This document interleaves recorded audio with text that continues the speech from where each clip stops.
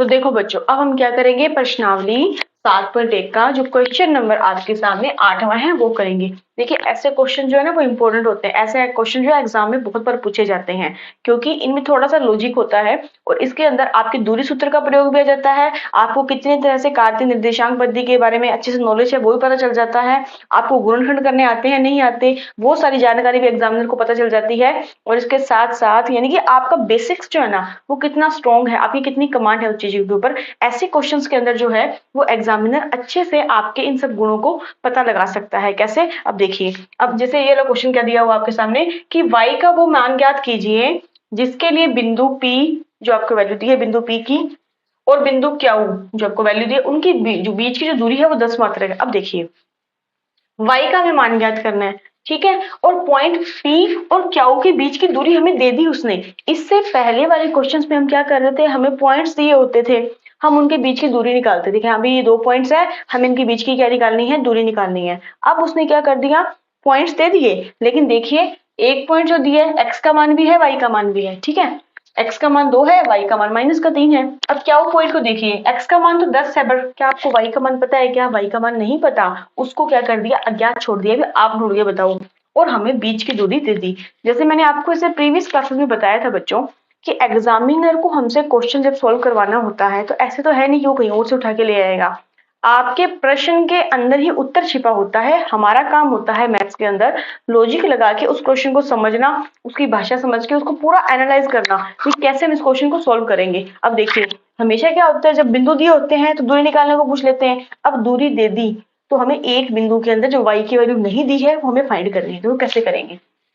आपको पता है कि मान लो एक बिंदु दिया आपका P, ठीक है, इसके निर्देशांक है 2 - 3, और एक बिंदु आपको दिया है Q जिसके निर्देशांक है +10 है और y की वैल्यू ये दिया आपको। अब आपको तो पता है कि हमें दो बिंदुओं के बीच की जो दूरी होती है वो हम निकालते हैं दूरी सूत्र के प्रयोग से, पर दूरी तो आपको उसने पहले दे दी, उसने कह दिया कि भाई जो दूरी है ना वो 10 मात्रक है। मात्रक का मतलब ये हो गया कि यहाँ पे इस प्रश्नावली के अंदर हम यूनिट नहीं मेजर कर रहे, यूनिट का मतलब कोई इकाई नहीं मेजर करे, वो वर्ग में है कि सेंटीमीटर में है कि किलोमीटर में है, इसलिए हम क्या करते हैं वो वैल्यू ना लिख के हम क्या लिख देते हैं, मात्रक है, यानी कि हमने इकाई जो है वो इसमें डायरेक्ट नहीं बता रहे कि दूरी की है 10 मात्रक है, ठीक है, इन दो बिंदुओं के बीच में। तब आप देखिए हमें तो पता है, मैंने आपको क्या बताया था, जब भी क्वेश्चन सॉल्व करना होता है ना तो हमारा काम तो ये होता है कि दिया क्या है वो लिख लो, ठीक, पूछा क्या है वो माइंड में रखो भी हाँ भाई मुझे y का मान निकालना है। फिर आप ये देखो कि अब तक हमने प्रश्नावली 7.1 में पढ़ा क्या है, एक दूरी सूत्र ही तो पढ़ा है, उसी दूरी सूत्र की हेल्प से हम सारे क्वेश्चन सॉल्व कर रहे हैं, तो इसका मतलब ये क्वेश्चन भी किसके हेल्प से सॉल्व होगा, दूरी सूत्र से। अब आप देखिए कैसे करेंगे, आप इसका सोल्यूशन कैसे करोगे कि बिंदु P व Q के मध्य दूरी, अब आपको पता है क्या होती है, उसको हम d से लिखते हैं। अब आप बताइए बिंदु P और Q के मध्य दूरी का जो सूत्र होता है वो क्या होता है, हमें पता है बिंदु P और Q के मध्य दूरी का सूत्र। अब देखो चाहो तो आप इधर भी लिख सकते हो इस चीज को, वो कोई फर्क नहीं पड़ेगा, ठीक है, हम मान लेते हैं, चलो आप ऐसे करो वरना आप उलझ जाओगे इसी में कैसे होगा, आप ऐसे लिख लो कि बिंदु P और Q के मध्य जो दूरी है वो d है, ठीक है, लिख लिया ऐसे। अब आपको पता है कि P Q या फिर जो दूरी है ऐसे लिख लो d इज इक्वल्स टू, ऐसे करते हो ना हमेशा वाले क्वेश्चनों में, इधर की तरफ तुम अंडर रूट लगाते हो, इससे कोई फर्क नहीं पड़ेगा, पर आपको समझने में परेशानी ना हो इसलिए आप ऐसे लिख सकते हो कि हाँ भाई P Q जो दूरी है ना इनके बीच की d वो कितनी है, तो हमें पता है कि आपको पहले फॉर्मूला क्या होता है, फॉर्मूला होता है दूरी सूत्र का x2 - x1 का होल स्क्वायर प्लस में y2 माइनस में y1 का होल स्क्वायर। अब आप देखिए बच्चों, आपको पता है कि जब हम के दो पॉइंट्स के बीच में दूरी निकालते हैं तो हम फॉर्मूला ये वाला लगाते हैं, ये वाला फॉर्मूला लगाते हो आप। तो अब आप ये देखो बच्चों, क्या आपको दूरी पहले से दी हुई है क्या, तो हाँ जी भाई हमें तो दे रखी है, दूरी कितनी दी हुई है 10 दे रखी है, तो देखो दूरी के नीचे आप लिख दो 10, क्यों, क्योंकि हमें दूरी दी हुई है, इज इक्वल टू दूरी के नीचे दूरी का मान रखा है, हमेशा पता नहीं होती थी अब पता है 10 है। फॉर्मूले के नीचे हम क्या करेंगे, अंडर रूट का अंडर रूट। अब आप देखिए x2 क्या है हमारा, ये रहा, आपको पता है ये x2 है, ये y2 है, ये हमारा x1 है, ये हमारा y1 है। अब बताइए x2 माइनस x1 यानी कि 10 माइनस का 2 का होल स्क्वायर प्लस में y2 माइनस का y1, देखो y2 यानी कि y आ गया माइनस फॉर्मूले का होता है और अगली वैल्यू में माइनस है, देन माइनस माइनस क्या हो जाएगा, प्लस हो जाएगा। अगर आपसे कहीं गलती हो सकती है ना बच्चों, तो यहाँ माइनस प्लस में ही हो सकती है। तो जब भी आप ऐसे कोई वैल्यू माइनस वाली दिख जाए ना, तो थोड़ा सा अलर्ट होके इन चीज को करना, क्योंकि अगर आपकी माइनस प्लस की कोई गलती होगी तो आप मान के चलिए आपने जो भी मेहनत की है ना, उसका सोल्यूशन नहीं आ पाएगा, फिर वो मेहनत खराब होती है। तो पहले से ही अलर्ट होकर चला करो ऐसे क्वेश्चंस में। अब आप देखिए 10 is equals to under root पड़ा है। अब बताओ 10 में से 2 गए तो कितने बचेंगे, 8 बचेंगे। 8 की स्क्वायर कितनी होती है, 64 होती है, 8 64 प्लस में y प्लस 3 की होल स्क्वायर। अब देखो, अब ऐसी कोई व्यंजक आ जाता है तो उसको हम सोल्व नहीं कर सकते ना बीजीय व्यंजक, इसको एज इट इज रखो, y प्लस 3 का होल स्क्वायर। अब याद करिए, आप बताइए इससे पहले हम जो 7 नंबर क्वेश्चन किया था, हमें पता था कि बीच में बराबर का निशान हो और दोनों तरफ ऐसा कुछ संख्या हो कि हमें ना अंडर रूट को हटाना हो, तो हम क्या करते हैं, दोनों तरफ वर्क करते हैं ना। जब हम दोनों तरफ वर्क करेंगे तो हमारी किसी क्वेश्चन पे फर्क भी नहीं पड़ेगा। जैसे मान लो मेरे सामने 2 बच्चे हैं, एक राम है एक श्याम है, ठीक है, वो किसी बेंच पे बैठे हैं, मुझे मतलब उन दोनों में कोई फर्क नहीं करना, इसको भी एक सेप दे दिया, इसको भी एक सेप दे दिया, तो दोनों को दिया तो बराबर ही है ना। तो ऐसे ही हम मैथ्स में करते हैं, मुझे इस वर्क को हटाना है तो मैंने क्या किया, दोनों तरफ मैं वर्क कर देती हूँ, क्योंकि मुझे पता है कि अंडर रूट को हटाने का एकमात्र तरीका यही होता है कि वर्क कर दो। जब हम वर्क करते हैं ना तो अंडर रूट हट जाता है। तो अब आप बताओ, जब आप इधर साइड वर्क करोगे, देखो वर्क किया, यही होता है मतलब वर्क का, तो यहाँ भी वर्क कर दिया यानी कि उसके स्क्वायर कर दी। अब यहाँ आप अंडरस्टूड हो बेटा कि आपको अंडर रूट में कोई भी सोन कोई वैल्यू दी है, और जब आप उसका से वर्क करते हो तो ये जो अंडर रूट का मतलब घात 1/2 होती है, ये इससे कट जाती है और वही वाली संख्या आ जाती है, जिसको हम आसान भाषा में क्या समझते हैं कि अंडर रूट वाली संख्या का वर्क करने पे अंडर रूट जो है उस संख्या से हट जाता है। तो आपके पास वैल्यू कितनी आई, 64 प्लस में y प्लस 3 का होल स्क्वायर, ठीक है, ये वैल्यू आपके पास आ गई। अब आप देखिए थोड़ा इसको यहाँ सॉल्व करते हैं ताकि आपको आसानी हो। यहाँ सॉल्व करेंगे इसको, देखिए 10 की स्क्वायर कितनी होती है, तो आपको कि मैम 100 होती है, इज इक्वल्स टू 64 का 64 पड़ा है, प्लस का प्लस पड़ा है। बताओ y प्लस 3 की होल स्क्वायर है, क्या आपको ये नहीं लग रहा है कि a प्लस बी की होल स्क्वायर जैसा लग रहा है, कैसा, ऐसा a प्लस बी का होल स्क्वायर सर्व समी का 8वीं क्लास में पढ़ते हैं ना। अगर a प्लस बी का होल स्क्वायर हम कैसे खोलते हैं, हम खोलते हैं a का स्क्वायर प्लस में b का स्क्वायर प्लस में 2ab, ऐसे ही खोलते हैं हम इसको। तो अब यहाँ देखिए इसको कैसे खोलोगे, y प्लस 3 का स्क्वायर यानी कि y का स्क्वायर प्लस में 3 का स्क्वायर कितना होता है 9, प्लस में 2ab यानी कि 2 3 कितना हो जाएगा 6, और साथ में क्या जाएगा 5।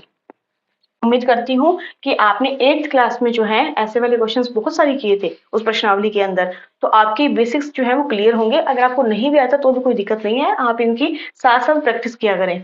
अब ये देखिए ये आपके पास आ गया। अब आपका काम क्या होता है भाई, हम चर राशि एक तरफ कर लेते हैं, अच्छा राशि एक तरफ कर लेते हैं। तो अब ढंग से देखिए बच्चों, वाई स्क्वायर वाली टर्म है और कुछ है ही नहीं वाई स्क्वायर के अलावा, वाई स्क्वायर वाली वैल्यू नहीं है ना, एक आपको मैम वाई वाली वैल्यू है, बाकी संख्या कुछ और है। तो कहीं ना कहीं आपके माइंड में एक बार ट्रिगर करनी चाहिए कि ये कहीं ना कहीं एक द्विघात समीकरण बन रही है ना। जैसे आपने कक्षा 8 के अंदर जब बहुत सारे ऐसे समीकरण बनी होंगी आपके सामने, उनके गुणनखंड आपने किए होंगे, देखिए आप समझ जाओगे इसको करेंगे तो। देखो पहले चर राशि एक तरफ कर लो, अचर वाली एक तरफ कर लो। अब यहाँ देखिए ये 64 किसका है, प्लस का है, इधर जाएगा तो माइनस का हो जाएगा, ठीक है, देन 100 माइनस का 64, प्लस का 9 था, ये भी इधर चला जाएगा तो माइनस का हो जाएगा। यहाँ हमारे पास क्या बचा, यहाँ बचा हमारे पास y का स्क्वायर प्लस में 6y। कुछ नहीं किया, बिना मतलब ये जो चर राशि है वो एक तरफ कर ली और जो अचर राशि है वो एक तरफ कर ली। अब आप देखिए 100 में से 64 और 9, अब देखो पहले माइनस माइनस प्लस होता है ना, 100 तो एज इट इज पड़ा रहेगा, माइनस माइनस प्लस होता है, तो बताओ 64 और 9 कितना होता है, तो 9 और 4 13, हासिल आई 1 6 और 1 हो गए कितने 7, तो माइनस का 73 आ जाएगा। अब देखो प्लस माइनस माइनस होते हैं, तो जब आप 100 में से 73 घटाओ, बताओ 10 में से 3 के कितने बचेंगे, 7 बचेंगे। इसको आंसर दे दिए, 9 बच गए, 9 में 7 कितने बच गए 2 बच गए, यानी कितना आ गया 27 आ गया। अब बताओ मुझे क्या 27 प्लस का आएगा कि माइनस का, प्लस का आएगा, ठीक है।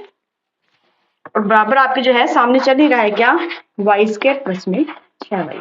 अब आप देखिए बच्चों, कहीं ना कहीं आपके माइंड में ये बात क्लियर होनी चाहिए कि अब देखो ये बराबर में 27 आ रहा है, ये चीज बन रही है, क्या हम इसको ऐसे लिख सकते हो, अब आराम से समझिए, वाई स्क्वायर अपनी जगह पड़ा है, 6y अपनी जगह पड़ा है। अगर मैं इस प्लस के 27 को उठा के इधर ले आऊं तो किसका हो जाएगा, माइनस का 27 हो जाएगा ना। और बराबर में क्या हो जाएगा, 0 हो जाएगा। तो चाहे आप इधर बराबर में 0 लिखो, चाहे आप यहाँ बराबर में 0 लिखो, कोई फर्क नहीं पड़ेगा। तो आप कहोगे मैम हमें तो मान निकालना था वाई का मान तो निकालना था ना, भी कैसे, ये क्या इतना कॉम्प्लिकेट सा हो गया, ये कॉम्प्लिकेट नहीं हुआ है। आपको एग्जामिनर जो है इस क्वेश्चन में आपकी सारी नॉलेज चेक करना चाहता है कि कहीं आप 8वीं क्लास से कुछ भूल तो नहीं गए हो।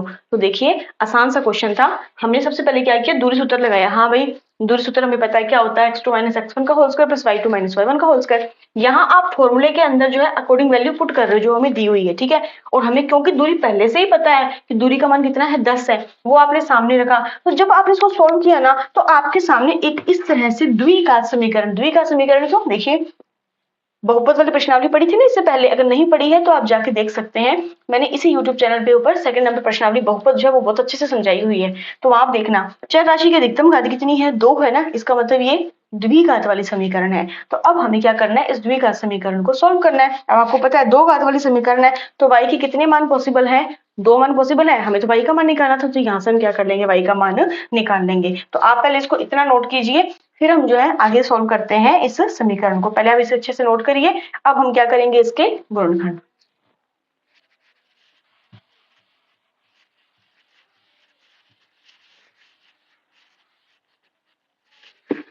तो देखो बच्चों, यहाँ मैं इसके करूंगी गुणनखंड करूंगी। अब आप देखिए क्या है, y² प्लस में 6y माइनस का 27। अब आप याद कीजिए अपनी 8वीं क्लास को, हम ऐसे ही करते हैं ना कि अब आप देखो यहाँ इसको गुणा, y का गुणांक कितना है, y का गुणांक जहाँ पे कोई नहीं होता वहां 1 होता है, यानी कि 1 के साथ इसको गुणा करोगे तो 27 आएगा। और आपको हमेशा बीच वाली संख्या का, यानी कि जो y का जो ये गुणांक है, इस 6y के कुछ ऐसे टुकड़े करो कि भाई जोड़ घटाव करने पर बीच वाली संख्या बन जाए। और उन संख्याओं को जब आप गुणा करो ना, तो आपके पास माइनस का 27y² बनना चाहिए। अब आप ये बताओ 27 कैसे आता है, या तो आप बोलोगे मैम 3 निमा 27 होता है ना, 3 निमा 27। और जब आप 9 में से 3 घटाओगे तो कितना आएगा, 6 आएगा। तो कहीं ना कहीं बात ट्रिगर की होगी, देखो समझिए, y², 6y किस में है, प्लस में है, तो मैं ऐसे करती हूँ 9y तो ले लेती हूँ प्लस का, ठीक है, और 3y ले लेती हूँ माइनस का। मैंने ये क्या किया है, इस 6y को मैं ऐसे लिख सकती हूँ कि नहीं लिख सकती, आप बताइए। मैं 6y को ऐसे लिख सकती हूँ ना, प्लस का 9y माइनस का 3y। क्यों, क्योंकि प्लस माइनस क्या होता है, माइनस होता है, प्लस माइनस माइनस होता है। तो जब आप 9y में से 3y घटाओगे तो 6y आएगा, क्योंकि प्लस की रकम बड़ी है तो प्लस का निशान ही वापस आएगा, ठीक है। मैंने क्या किया, इस 6y के टुकड़े किए हैं ये, ठीक। आगे वाली रकम जैसे दी हुई थी वैसे का वैसे मैंने उसको लिख लिया। अब आपको हमने यही क्यों लिया, देखो जब मैंने प्लस का 9y लिया और माइनस का 3y लिया, तो इनको जब हमने जोड़ घटाव किया तो 6y आ रहा है, वो प्लस का आ रहा है, बिल्कुल सही है। जब आप इनको गुणा कीजिए, बताओ 9 तिया कितना होता है, 27 होता है, प्लस माइनस माइनस, और y का स्क्वायर, बताओ माइनस का 27 बन रहा है कि नहीं बन रहा, बन रहा है ना। तो जब आप इसको इससे गुणा करते हो तो 27 माइनस का 27 y², यही बनना चाहिए, और जो कि आपके टुकड़े करने से बन रहा है। अब हमारा मेन काम जो होता है ना इसमें, वो यही होता है कि हम क्या कर लें, इसके बीच वाली राशि के ऐसे कुछ टुकड़े कर लो, ठीक है। अब हम क्या कर लेंगे, कॉमन ले लेंगे। अब बताइए इनमें क्या कॉमन आ रहा है, y, क्योंकि y की स्क्वायर है, कि y यहाँ भी है, एक y यहाँ भी है, आपने y कॉमन ले लिया, बताओ y कॉमन ले लिया, यहाँ पे कितना बचा, एक y बचा, प्लस में y तो आपने बाहर ले लिया, ये वाला y तो चक्कर आपने बाहर कॉमन ले लिया, बताओ अंदर क्या बचा, सिर्फ 9 बचा। यहाँ देखो क्या कॉमन आ रहा है, आपको अगर मैम 3 के बारे में 27 तो आता है, तो 3 एकम 3 और 3 निमा 27 बात बन जाएगी, ठीक है। इसके अलावा आप माइनस कॉमन ले सकते हो ना, माइनस यहाँ भी है माइनस यहाँ भी है, तो आपने क्या किया, माइनस का 3 कॉमन ले लिया। क्यों, क्योंकि y तो सिर्फ इधर ही था, इधर था ही नहीं, इसलिए आपने माइनस का जैसे 3 बार कॉमन लिया, बताओ माइनस का 3 आपने बाहर कॉमन ले लिया, अंदर तो प्लस का y बचेगा, ठीक है। अच्छा माइनस माइनस क्या होते हैं, प्लस होते हैं ना, अंदर वाला निशान चेंज हो गया। अब आपने 27 था, 27 को आप ऐसे लिख सकते हो ना, 3 निमा 27। अब आप बताओ 3 तो आपने बाहर ही ले लिया, माइनस भी आपने बाहर ले लिया, तो अंदर क्या बचेगा, प्लस का 9 बचेगा। मैं उम्मीद करती हूँ बच्चों कि आपने 8th क्लास के अंदर इस तरह के गुणनखंड वगैरह जो है बहुत अच्छे से किए होंगे। तभी कहा जाता है कि क्लास के अंदर कि हर प्रश्नावली को अच्छे से समझा करें, क्योंकि वो आने वाली क्लास के अंदर जो है एक बेस का काम करती है। अब ये देखिए, अगर हम इनमें कॉमन लें तो ये y+9 वाला डब्बा यहाँ भी, y+9 वाला डब्बा यहाँ भी है, दोनों के अंदर है। इसका मतलब y+9 अगर आप कॉमन ले लो, अगर y+9 हम कॉमन ले ले, तो बताओ ये वाला डब्बा आपने पूरा कॉमन ले लिया, यहाँ पे क्या बचा, सिर्फ y बचा, ठीक।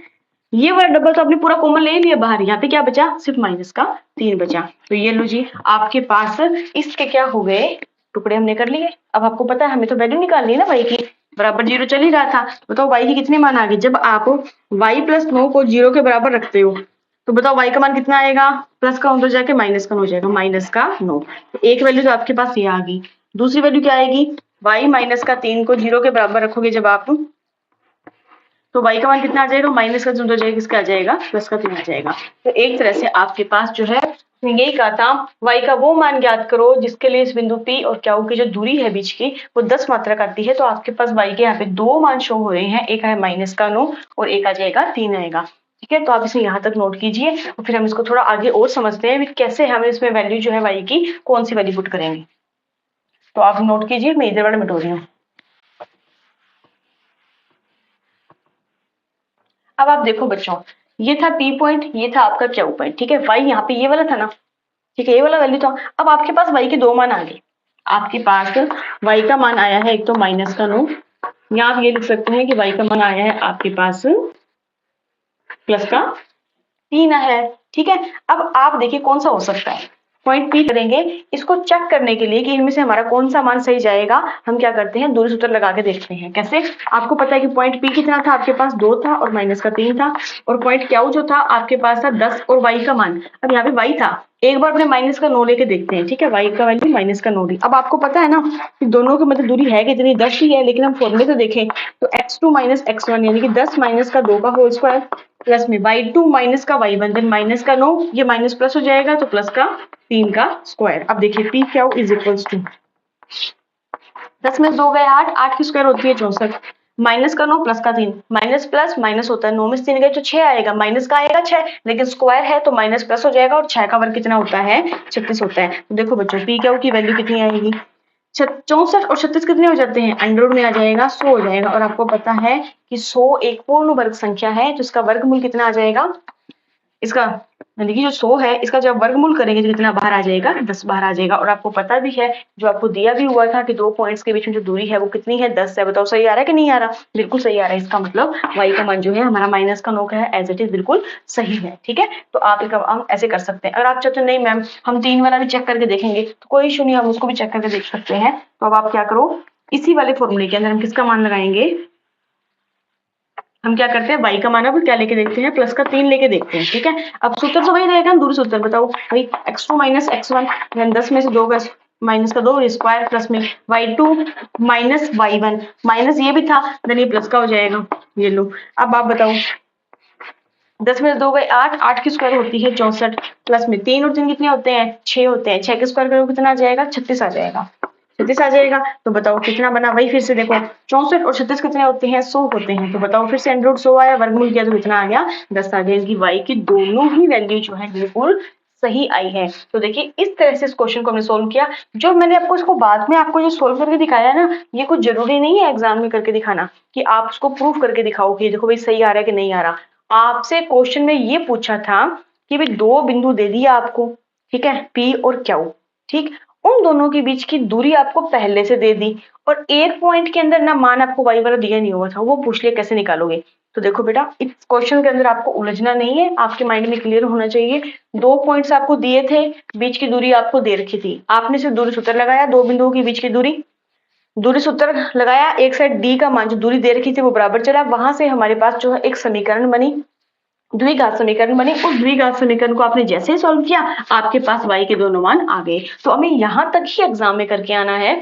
जो उससे पूछा था कि y का मान बताइए, तो y का मान जो है वो माइनस का 9 भी है, और जो y का मान है वो प्लस का 3 भी है। ये दोनों मान जो है हमारे पास किसके आ चुके हैं, y के मान आ चुके हैं। ये जो हमने बाद में किया है ना, ये इसको हमने एक तरह से सत्यापित किया कि वास्तव में इनमें से वैल्यू कौन सी सही होती है। तो हमने देखा चाहे आप माइनस का 9 रखो तो भी वैल्यू आंसर वही आता है, दूरी सेम आ रही है, और आप 3 रखते हो प्लस का तो भी आंसर जो है वो आपका सेम आ रहा है। तो मैं उम्मीद करती हूँ बच्चों आपको ये आज का सेशन अच्छे से समझ में आया होगा। बाकी क्वेश्चन जो हम करेंगे नेक्स्ट क्लास में, तब तक के लिए थैंक यू।